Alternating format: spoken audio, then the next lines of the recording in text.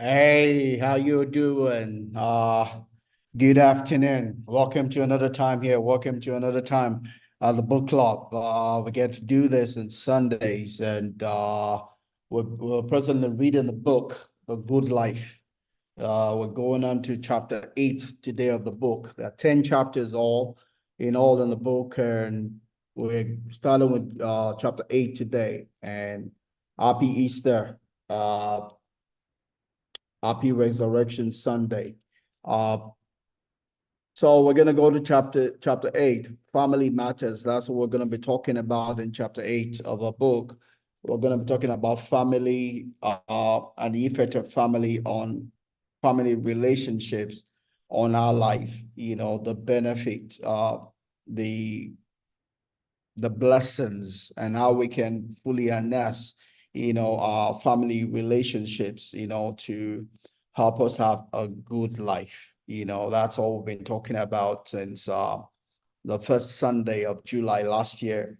What it means to have a good life, to have a longevity and quality, living long and living well, length and breadth of life. It's possible, but there are ways of doing it. And this is been studied. This is 85 years plus study of human development by studying real life situation, real life case study of people for more than 85 years. And the book pretty much puts together learnings from that in order to help us live a good life, a life that is rich, you know. So that's what we're going to be looking at today, and a few more Sundays to look at family, uh, how family matters in our lives. All right, like I normally do, I'm going to bring up my slide here and we're going to shoot. So it's a good life as written by Robert Waldinger and Matthews. They used to lead the Harvard School, and pretty much they're putting together the results of the study on what it takes to live a good life, and that's what we're running through.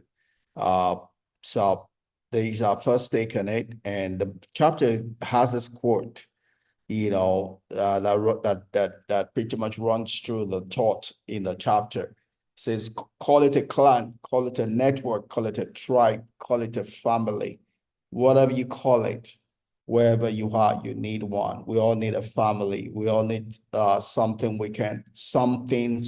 we can say we belong to, some place where we can fall back to. We can hope that they have our back, when the rubber hits the road and every other thing is done. We want some place, some people, somewhere we can call home, some place, somewhere when all our strength is gone, they will have our back. We can, as it were, be sure of their support. We typically we call it family, but it's the relationship that counts. It's a connection that counts. It's a sense of belonging that counts. Is the being seen, being heard, being understood that counts. So that's what makes a difference. What makes a difference, in what we call a family. And so that's what we're going to be looking at. We're just going to do an introduction today. And the next few weeks, we're going to flesh out more on that, and build on it. So we'll start here. So it's the book puts this and says, although there are many insights that have come from close inspection, so looking at pretty much summarizing the studies they've had, over the years, the results they've had, it's like, although there are many insights that have come from close inspection of detailed data from the study, a casual look through the files, uh, through any of the files quickly brings up two important things from the study. And the fact is that the human life unfolds, the pace at which the human life unfolds, right? life pretty much goes quickly, right? It was no time we started the year 2024, and today is the end of the first quarter of the year. Before we know it, 2024 is gone. Time waits for nobody. Time kind of flies. It was only yesterday I was born. I can still remember my picture. Must have been like maybe 2 years old or 3 years old. I remember being in kindergarten school. I remember entering class one elementary school. I remember being in Form 1, in the secondary school. I remember doing A levels. I remember going to Benin. You know, I left Benin 34 years ago. And life just, pretty goes fast, and we change from one level to another. We change places, we change relationship, we change dependency, pretty fast. And the significance, and in all of that, what they saw through the story is the significance of the family, the significance of having a place you can call home, a place you can fall back on. The Bible tells us that God puts the isolated, the standalones, the lone rangers in families. God does not see being a lone ranger to be a strength or a safe place. When you begin to read in Ecclesiastes, it says that two are better than one, because when it's cold, one can warm the other, right? One can strengthen the other. When one falls, the other one can hold him up. You can have a shoulder, to lean on. You can have a human heart to fall in. You have someone to call you, when you need a call. You need someone to call your name, and those are the things that family brings to bear for us. So and that's a power, significance of family. God thinks it's important.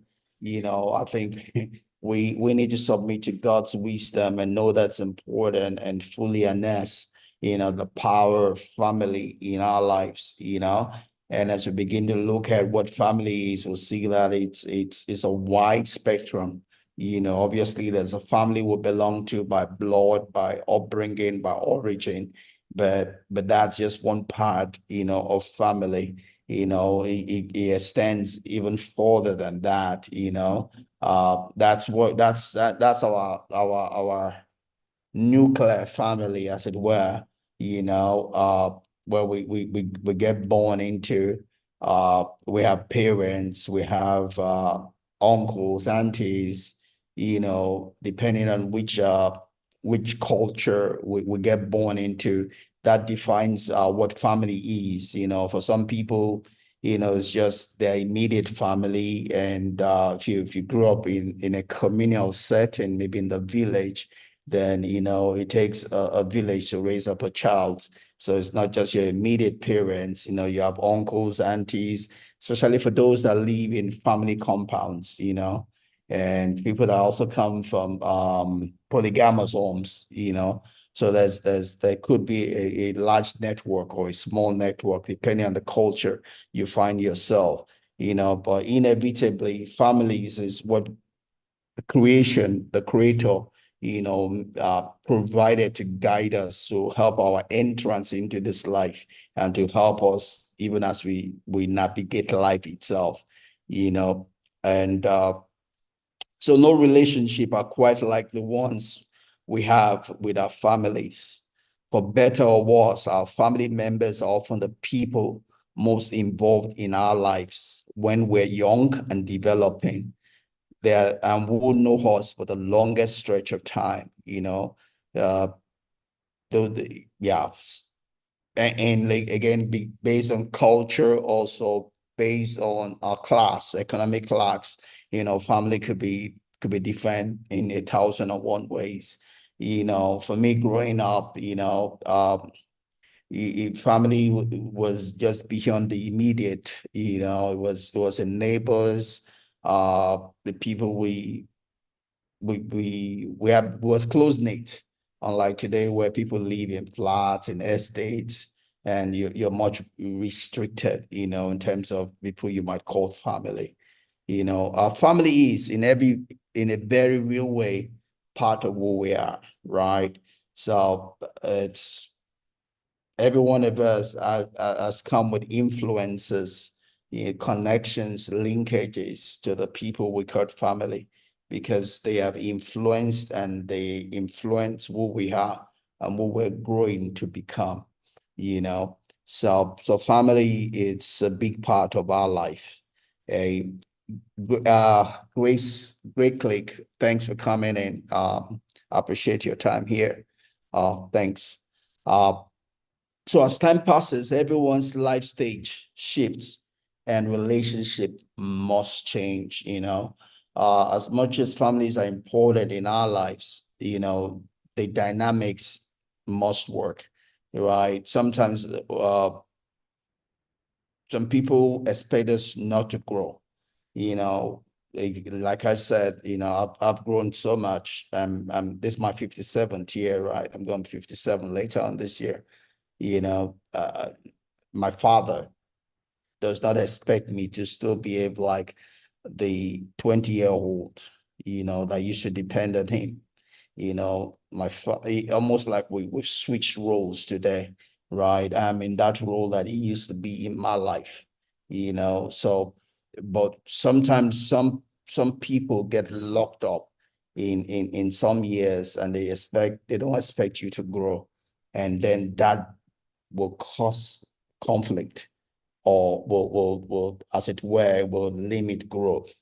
I remember some boss in the office, he came into the country. He's an American, he's a Venezuelan American, and about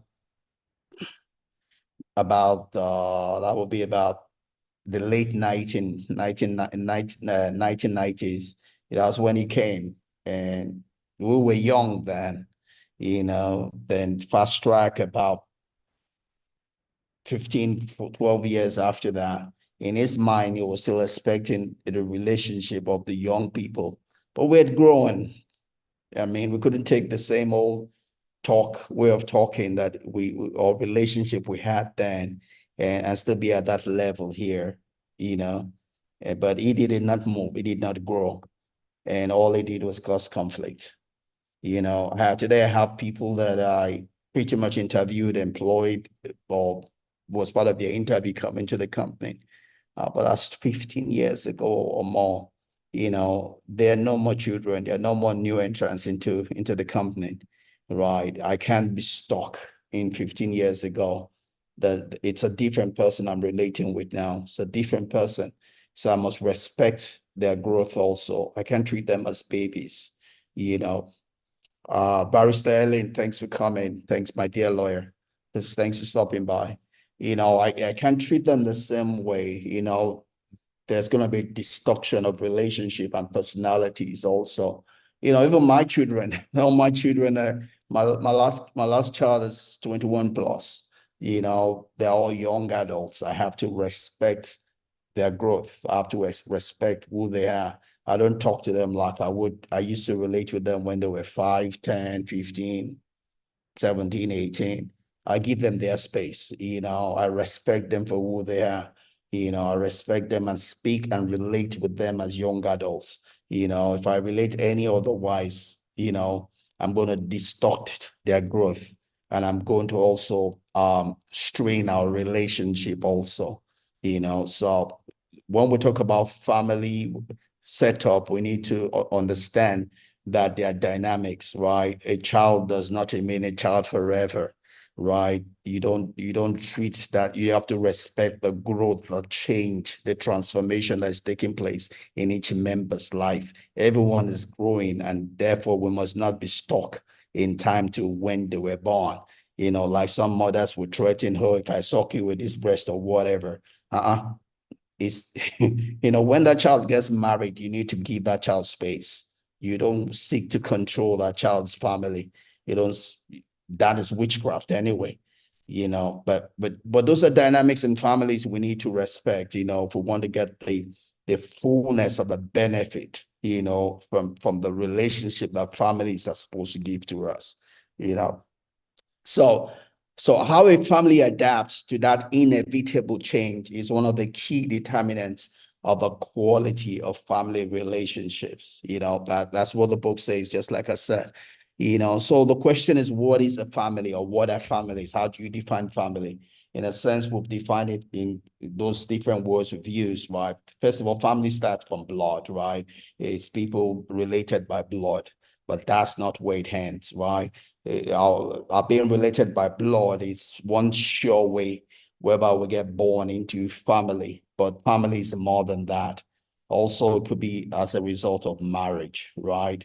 So when two families marry, they become one family. We call ourselves relatives, in-laws. So family is a way that we see ourselves as a part of one another, right? If we see ourselves as a part of one another and there's a connection, we'll become a family. So family comes in different ways, right? Uh, and it's important to note that, and respect that, because it's a connection, and for family to be a family, it must not be parasitic, right? It must be a flow from on both sides, right? Flow from one place to the other. Once that becomes a parasitic linkage, it begins to limit the blessing and the power of family. A family is a place where you feel a sense of belonging, not a sense of being used. There also the classical definition of a healthy relationship comes to bear, right? A healthy relationship is one in which people come into for the sake of what they can give, not what they can get. They come together for the sake of what they can give, not what they can get, right? However, what keeps them together is what they get, not what they give, right? We call that a paradox, right? They don't come together for what they can get, but for what they can give. But what keeps them together is what they get, not what they give, right? So no man is an island, right? No man can live and do this life on his or our own, right? We all need one another. We all we all can benefit from one another, right? We all can be a blessing to one another, right? I have a farm today, right? But the success of that farm is not attributable to myself alone. You're right. I've had a lot of help to get us to where we are. Right. I have a friend that drives, that always goes with me anytime I go to visit. Right. He's able to arrange a car and someone to drive. That makes a lot of difference because that's not my strength. Right. I have workers, that have a farm manager, farm workers that do the job. I don't stay in the farm, nor do I visit that often, but work still needs to get going. I have mentors, right, that's showing me the way. All of those have contributed to the success that we have, right? And that's what it is in a family setup, how we contribute to one another, right? Everyone is contributing their whole. So the Bible talks about that the body is built by that which each joint contributes. Each joint contributes, right? Each joint contributes. We need one another, right? So no man is an island entire of itself. Every man is a piece of the continent, a part of the main, right? We all need one another. We all connect to one another. So if any definition of a family begins with the culture that surrounds it, right? Different cultures will define it differently, but irrespective of the culture, the basic understanding is the same. It's a place where we come into, and we have a sense of belonging, a sense of connection, in that place. A family can consist of many different arrangements and levels of closeness or distance. So it's a nurturing unit of people that have a formative effect on our lives. They can come from variety of places, include a variety of people, and be called any number of things, right? So a family is a group of people who are related, like we said earlier on, by blood, by marriage, by any form of linkage, that bring them together where there's a sense of connection, and a sense of belonging, that's important. We're going to talk a bit more on that, regardless of our current lives, we still carry ghosts of our childhood and our memories of the people who raised us. That's what family does to us. It leaves a part of it on our lives. And we'll get to talk about the effects on families in our lives, when we get back here next week. We'll expand more on that, but I'm just going to have closing thoughts here and probably just lined up with the challenge I'm having on Instagram live here.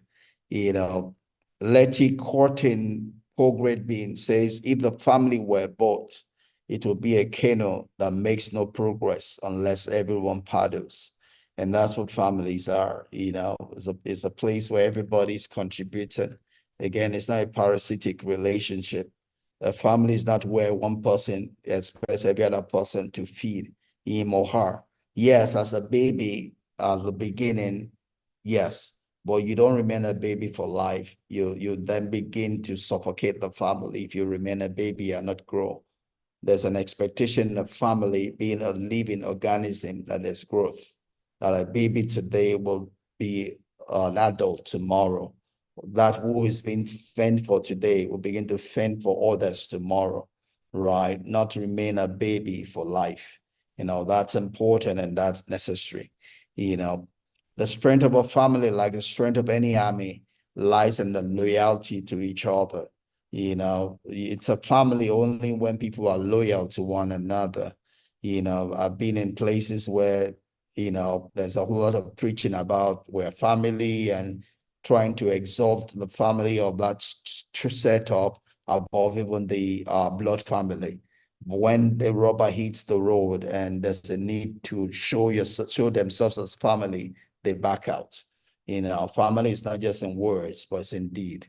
A family is only family if every individual feels a sense of belonging, a sense of being loved, a sense of being seen, a sense of being heard, feels connected, feels belonging and feels helped, by that setup, not just being used, but giving and receiving, that's important.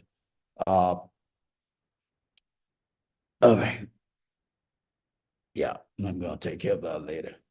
So, family is family, whether it's the one you with, the one you end up with, or the family you gain along the way. So it's a family is transient. There is the one that we all get born to by blood, but that's not the end of family. We get into families by marriage, by association, and for as long as it fulfills, the requirement that we feel at home in it, just the same way there's a difference between a home and house. A place where I feel at home is a family, and that could be at work, an association, in church. The key thing is that it's a place where I feel at home in, and that could then be a family of one form or the other to me. All right. That's what I'm going to stop for today. There's a short version, probably just comes right with all the issues I have here on Instagram Live. But we'll get back next week and we'll build more on this. All right. Take care. Happy Easter once again.